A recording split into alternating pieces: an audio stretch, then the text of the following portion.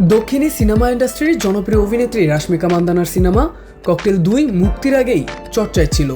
শুক্রবার 19 জুন সিনেমাটি দেখার পর থেকেই সামাজিক মাধ্যমে উপচে পড়েছে নেটিজেনদের একের পর এক পোস্ট। হেমি আজাদানিয়ার এই রোমান্টিক ড্রামা নিয়ে নানা মুনির নানা মত। অভিনেতা শহীদ কাপুর, কৃতি শ্যানন ও রাশমিকা মান্দানা এ ত্রয়ের নতুন জুটিকে একদিকে যেমন ভালোবাসায় ভরিয়েছেন সবাই, ঠিক তেমনই উঠেছে সমালোচনার ঝড়। সামাজিক মাধ্যমে নেটিজেনদের একাংশ আবার সিনেমাটির অভিনয় ও আবেগঘন মুহূর্তের প্রশংসা করেছেন। সব মিলিয়ে নেট দুনিয়ায় মিশ্র প্রতিক্রিয়া বলা চলে। এ ত্রয় অভিনয়ের মধ্যে অবশ্য কৃতি শ্যাননই তুলনায় দর্শকদের সবচেয়ে বেশি প্রশংসা পেয়েছেন। আবার কেউ কেউ এই সিনেমাটিকে কৃতির ক্যারিয়ারের অন্যতম সেরা কাজ বলেও অভিহিত করেছেন।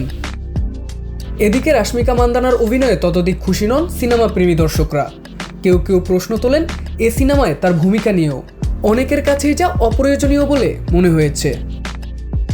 অন্যদিকে শহীদ কাপুরের অভিনয়ে বহু দর্শক যেমন তার চরিত্রের সঙ্গে ও দুই নায়িকার অন স্ক্রিন রসায়নের প্রশংসা করেছেন, ঠিক তেমনই আবার কোথাও কোথাও অতিরঞ্জিত বলেও মনে হয়েছে অভিনেতাকে। সিনেমার বিজনেস অ্যানালিস্ট তরণ আদর্শ অবশ্য সিনেমাটিকে ভিন্ন স্বাদের বলে ব্যাখ্যা করেছেন, ইতিবাচক পর্যালোচনা করেছেন। তিনি বলেন, প্রত্যাশা পূরণ করেছে ককটেল 2 সিনেমা। একই সঙ্গে অভিনেতাদের অভিনয়ও এই সিনেমাটিকে আরও সমৃদ্ধ করেছে। তিনি সিনেমার গান ও চিত্রনাট্যেরও প্রশংসা করেছেন।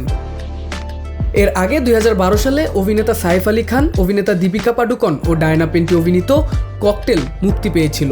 14 বছর পর এই সিকুয়েলে মুক্তি পেল ককটেল 2।